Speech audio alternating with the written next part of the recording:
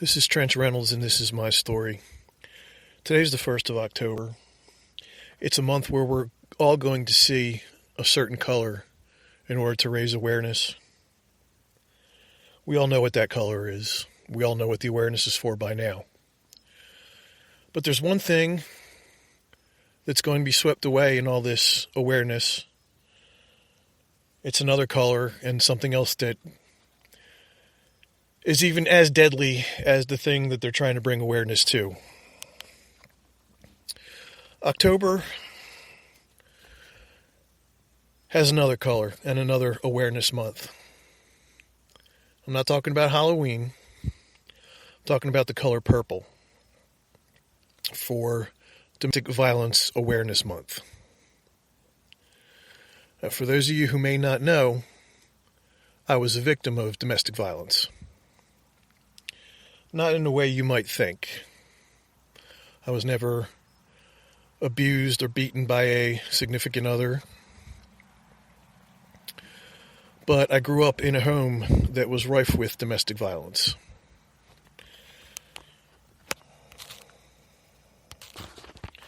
My dad was a drunk, and a mean one at that. He wasn't an alcoholic.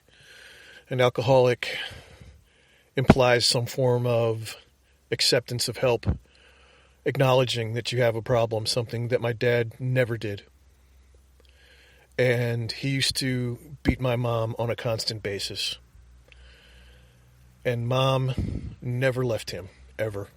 She was there until his final days, his final seconds, she was there.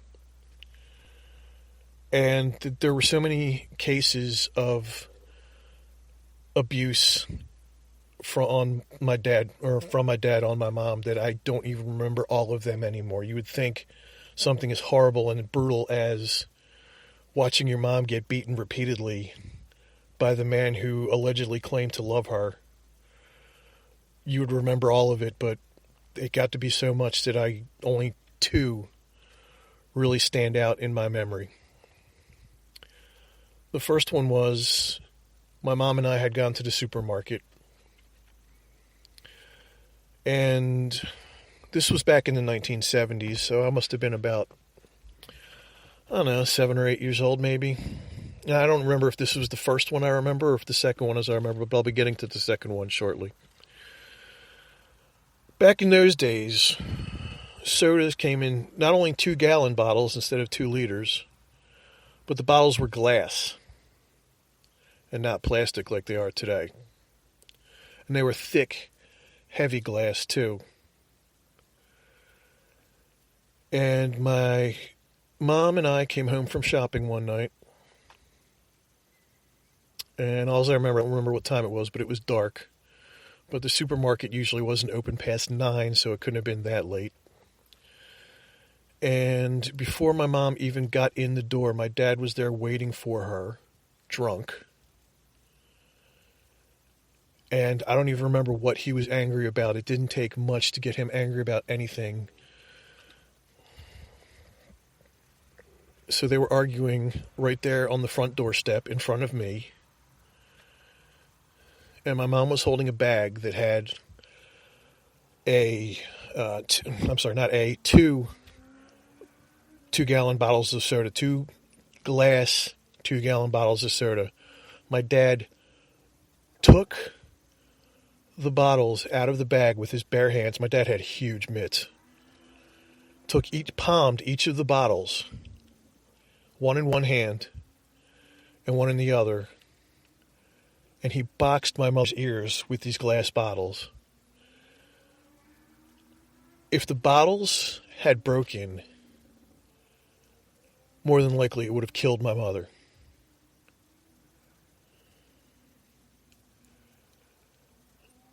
The second time I remember, I'll never forget this one as long as I live. I broke my arm one night. I was in 3rd grade, I remember that much. So I was either, 6 or 7. I was a year ahead of everybody. Or I should say I was a year younger than everybody in my grade. So I think I was 7. And I broke my arm. What happened is my dad was out quote unquote bartending some charity event that he was of a organization that he allegedly belonged to. And my mom had gone out somewhere else. And I don't remember where she went. All I know is my brother was in charge. And we were fooling around as brothers tend to do. He's my older brother. And he was chasing me around the house because I probably punched him in the head or something.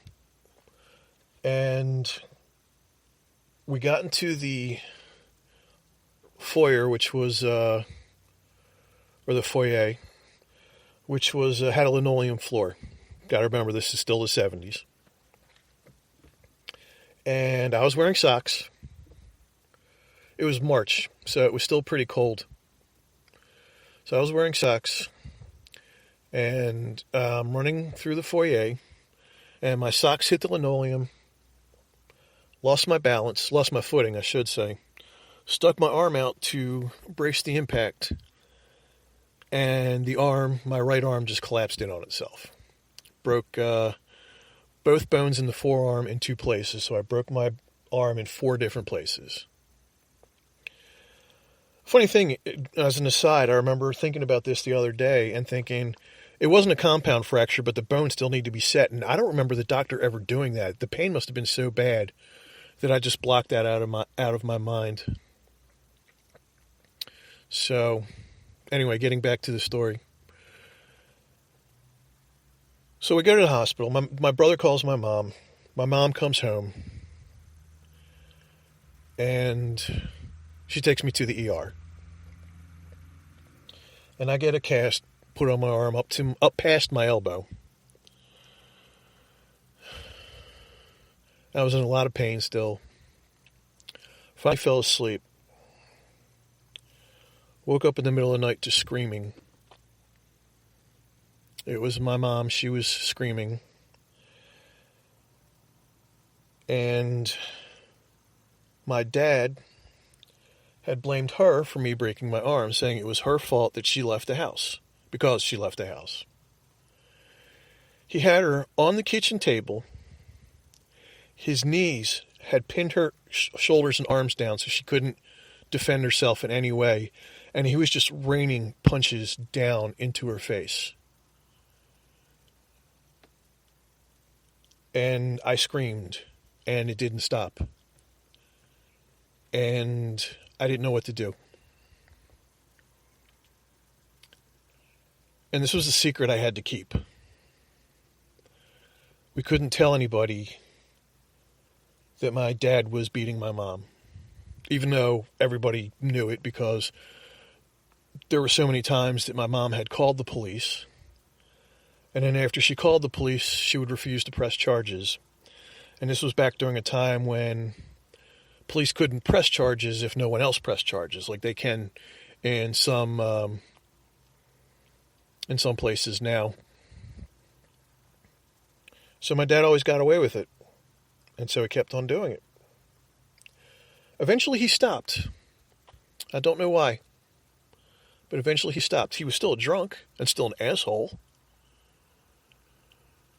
but one day he stopped, and I don't know why. To this day, never found out. But getting back to the whole thing about the secrecy, that will eat you up inside as a child. And in turn, I think that's what made me into such a timid, shy, fearful little boy. I was afraid of everything, especially my father. So, home is supposed to be a safe haven from everything. My home was not one. My dad never hit me. Never hit my brother until he was 18. But still, just living in that house with the violence and the brutality. The only good thing that came out of it is that I would never abuse somebody in that way. that doesn't solve anything. That just only makes things worse. I heard a statistic. I don't know how true it is. I'll have to look it up. I'm not at my computer right now, so that domestic violence actually claims more lives than the other thing that is supposed to be, that awareness is being brought to this month. And it's more than just, just kill people, which is, pretty bad too. But, there's other victims you need to think of, specifically if there's children involved.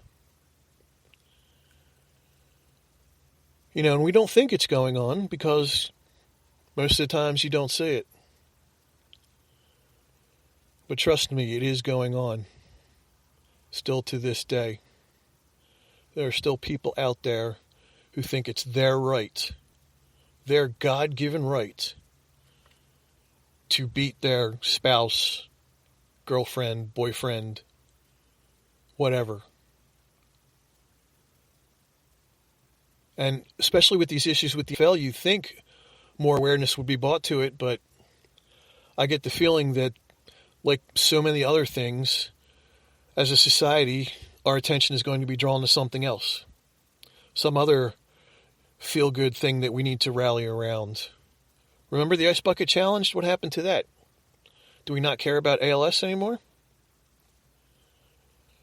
So yeah, when you see all that certain color out there and all the merchandising that goes along with it, try to remember that there are other people out there who are suffering from something that is easily preventable.